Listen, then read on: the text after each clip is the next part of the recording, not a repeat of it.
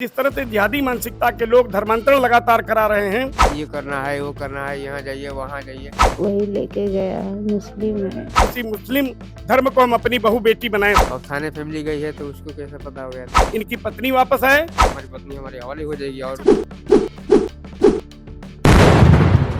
नमस्कार, मैं कीर्ति और आप देख रहे हैं इन न्यूज़। इस समय हम लोग मौजूद है विश्व हिंदू रक्षा परिषद के कार्यालय पर, जहां पर दो ऐसे मामले सामने आए हैं जिसने हर किसी को हैरान कर दिया है। दोनों ही मामले लव जिहाद और धर्मांतरण से जुड़े हुए हैं। यहां पर हमारे साथ मौजूद है गोपाल राय जी, जो कि राष्ट्रीय अध्यक्ष है विश्व हिंदू रक्षा परिषद के।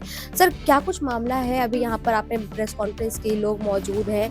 कहा जा रहा है कि लव जिहाद, जिसको आप लोग लगातार रोकने की कोशिश कर रहे हैं, वो प्रदेश में एक बार फिर से पैर पसार रहा है। इनके संदर्भ में मैं एसपी कुशीनगर से कार्यालय से भी बात किया हूं, मैं पत्र भी भेज रहा हूं और इनकी निश्चित रूप से मैं चाहूंगा कि जल्दी से जल्दी इनकी पत्नी वापस आए। और इस तरह से पूरे देश भर की बेटियों को भी कहना चाहते हैं आपके माध्यम से कि जागो हिंदू जागो के अभियान के तहत ये निश्चित रूप से सतर्क रहें। जिस तरह से जिहादी मानसिकता के लोग धर्मांतरण लगातार करा रहे हैं और ये बहुत ही गलत हो रहा है हमारे सनातन समाज के। कभी भी हिंदू समाज, सनातन समाज कभी ये नहीं कहा कि किसी मुस्लिम धर्म को हम अपनी बहू बेटी बनाएं। स्वेच्छा से लोग आए जाएं वो दूसरी बात है, लेकिन हम लोग दबाव प्रेशर नहीं बनाते और ना ही चाहते हैं कि कोई हमारे समाज के लोगों को इस तरह से बरगला करके या हिंदू नाम बन करके जिहादी घुस जाए, बहन बेटियों के साथ बेइज्जती करे। ऐसे प्रकरण को लेकर के हम जागो हिंदू जागो अभियान भी चला रहे हैं। और जो घटना हुई अभी, एक देखिए तिवारी परिवार यहाँ बैठा हुआ है, इनके साथ भी ये बहुत गलत हुआ है। इनकी बेटी नोएडा में थी, अपने मामा के यहाँ गई थी और वहाँ से एक जिहादी लेकर चल दिया। उसका क्या नाम है, कुछ पता चला? उसका नाम भी यहाँ पे अभी नाम लिखा हुआ है। देवानंद जी, मैं तब तक आपसे जानना चाहूंगी कि क्या कुछ पूरा मामला है। आपकी पत्नी कब से संपर्क में थी और किस तरह से आपको पता चला कि वो उनके साथ फरार है? जी, मेरी पत्नी संपर्क में पहले से नहीं थी। और मेरी जो पत्नी मेरी थी वो अक्टूबर को 29 तारीख 10वां महीना 2025 को सुबह में जो गायब हुई थी, तो जिस नंबर से गई थी वो उस नंबर को छानबीन करने से और सेलफोन से मैंने नंबर निकाला तो उस नंबर उस लड़के का मिला, जैसे जीमेल आईडी आशिक अंसारी उसको बता रहा है। और मैं इसको लेकर के थाने प्रभारी हो गया, थाने पटहरवा से, तो पटहरवा से अभी तो कोई रिस्पॉन्स नहीं आया। मतलब पुलिस जो है वो कार्रवाई नहीं करे, सुनवाई नहीं, बार कई बार हम गए वहाँ पे, ये करना है वो करना है, यहाँ जाइए वहाँ जाइए।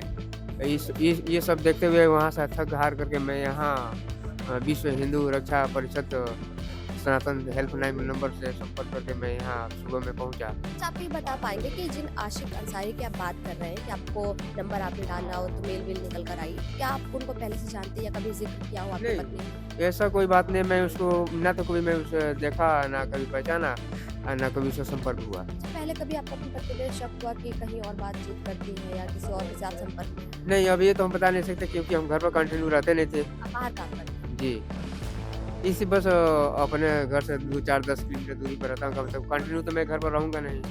जी, तो अभी क्या चाहते हैं आप? जैसे पुलिस तो कार्रवाई कर नहीं रही, आप यहाँ पर आए, क्या लगता है अब आपकी पत्नी वापस आएंगी या पत्नी को आप वापस आने के बाद रखेंगे अपने साथ? और मैं ये कहना चाहता हूँ कि जिस दिन ये जब वहाँ पटहरवा थाने से कंप्लेन किया था, पटहरवा थाने के जो SSI साहब हैं, वहाँ यहाँ के थाना कुंजो के SO साहब के पास कॉल करके बोले तो वहाँ का जो लड़का जाकिर आशिक अंसारी के पिता जाकिर अंसारी और उसका चाचा जो आए थे यहाँ थाने पे, तो लड़की को पता कैसे हो गया, यहाँ हमारी फैमिली गई है थाने पे, और थाने फैमिली गई है तो उसको कैसे पता हो गया? तो अगर वो बोल रहा है कि हाँ हमारे पास है नहीं, लेकिन वहाँ संपर्क हो कैसे गया? जब वो बोल रहा है नहीं तो संपर्क हो कैसे गया कि हमारे फैमिली थाने पे गई? अच्छा, आशिक अंसारी के साथ जाने के बाद कभी आपकी पत्नी ने आपसे के साथ संपर्क करने की कोशिश किया? कभी आपने कोशिश किया हो तो आपकी बात हो पाई? जी नहीं, एक बात। जी नहीं, किसी से। अच्छा, अभी आप यहाँ पर आए हैं, क्या लगता है कि अब आपकी पत्नी वापस मिल जाएगी?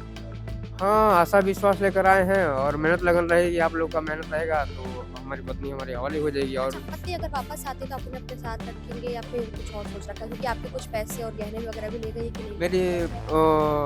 मेरी पत्नी नहीं ले गई है क्योंकि वो मेरे जो गहने हैं 3 लाख का जेवर और 1,75,000 रुपये जो मकान बनवाने के लिए मैंने रखा था, और वहाँ पे मेरी पत्नी वो लड़का जो आशिक अंसारी उस लालच से उसको बहला फुसला करके लेकर के आया है। मेरी लड़की मामा के यहाँ गई थी नोएडा। वहाँ से 10 तारीख को, इस दिसंबर 10 तारीख को घर निकली है कंप्यूटर के लिए। फिर वहाँ से वो लड़के रास्ते में मिला, वही लेके गया। मुस्लिम है। आप नाम जानती हैं उसका जो ले गया आपकी बेटी को? ऐसू नाम है, अहमद और एहसान अहमद बोलते हैं। एहसान अहमद नाम है। एहसान अहमद। तो बेटी आपकी नोएडा में रहती है, आप लोग कहाँ रहते हैं? मैं रहती हूँ कादीपुर में। बेटी मेरी मामा के घर गई थी, मामा के पढ़ाई पास करती है? कंप्यूटर सीखने के लिए भेजी। कितने दिन हुआ उसे? वो दीपावली के तीसरे दिन गई है, 1 महीना बाद। और गायब हुए कितने दिन हो गए हैं? तीसरा दिन आज आज है। तीसरा दिन। तो जैसा कि आप देख पा रहे होंगे, ये उस बच्ची की माता जी है जिनकी बेटी नोएडा से गायब हुई है। उस लड़की को गायब हुए अभी 3 दिन हो चुके हैं। बेटी 1 महीने से नोएडा के अंदर थी, वहाँ पर रहकर के अपनी पढ़ाई कर रही थी, अपने मामा के घर पर थी। और जो धर्मांतरण के और लव जिहाद के मामले लगातार सामने आ रहे हैं, सरकार इनको रोकने की लगातार कोशिश कर रही है। और यहाँ पर भी विश्व हिंदू रक्षा परिषद के जो अध्यक्ष हैं, राष्ट्रीय अध्यक्ष गोपाल राय जी से भी हमारी बात हुई। उनका भी ये कहना है कि हम पूरी तरीके से कोशिश कर रहे हैं कि इनकी बेटी को, साथ ही जो अभी युवक जिसे आपने आपकी बात कराई थी दोस्तों, उनके लिए भी कोशिश लगातार की जा रही है कि उनकी पत्नी को ढूंढ कर निकाला जाए। साथ ही वो लगातार सरकार से भी और कानून प्रशासन से भी ये मांग कर रहे हैं कि आप लोग इस तरीके के मामलों को त्वरित कार्रवाई के साथ सुलझाएं और लोगों को न्याय दें। कैमरा पर्सन रमेश वर्मा के साथ में कीर्ति, इन न्यूज़ लखनऊ।